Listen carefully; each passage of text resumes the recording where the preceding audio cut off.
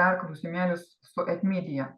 Ar tikrai irgi nieko daugiau? Nu va, čia įsigijai dėžutę, pavargai prisikabinai prie jau tos, nu, tiksliau ten gal net ir parodys, kaip prijungti, arba net patys prijungs tikriausiai, ar ne?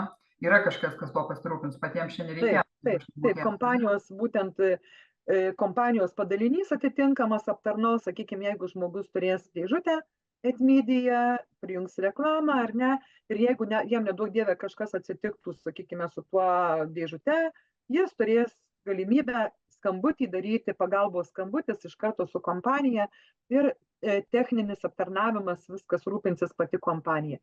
Ne aš, ne tu, ne kiti laiko, net marketeriai, tiesiog rūpinsis kompanijos atstovai.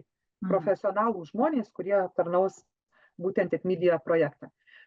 Tai va, rizikos vėlgi, taip, dėžutė. Va čia klausimas žmogui, ar ne? Kiti sako, tai nesakyk, kad tai nieko nekainuoja, nes reikia nusipirkti dėžutę. Dabar kalbant apie dėžutę. Taip, Etmedia tai yra boksiukas, dėžutė, nedidelė, kuri telpa net į rankinuką.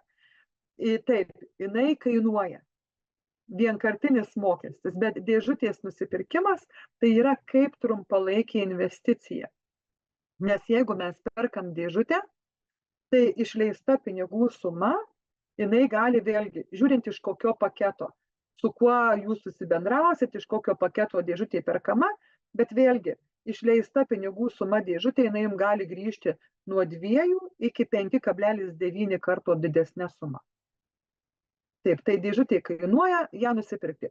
Gali taip nutikti, gali ir taip nutikti, kad galbūt, sakykime, jūsų artimas žmogus, aš jau dabar sakau jūsų, tų žmonių, kurie klausys šitą video, ar ne?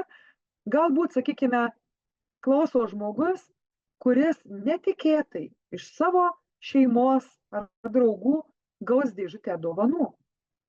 Nes tikrai aš žinau, daugelis mano kolegų, laiko net narių, pasiruošę dėžutes dovanoti savo šeimos nariams, ypač tėvams. Nes būtent va čia tas momentas, kada išeina žmonės į pensiją. Gerai, vasarą dar tų aktyvumo yra daugiau, bet žiemą žmonės sėdi bute ir visą dieną nuo ryto iki vakaro jie žiūri televizorių. Ir būtent va čia, pavyzdžiui, gavo senelėje, ne, ten tėtis, mama gavo dėžutę, prijungė ir įsivaizduokit, tas žmogus pensininkas, per mėnesį jam dėžutė, pavyzdžiui, sugeneruos gal 50, gal net ir 100 eurų, kiekvieną mėnesį papildomi pinigai prie pensijos. Nes jis ar taip žiūri, televizorius visą dieną įjungtas. Tai gali taip nutikti, kad galbūt jūs dėžutę gausite ir dovanų.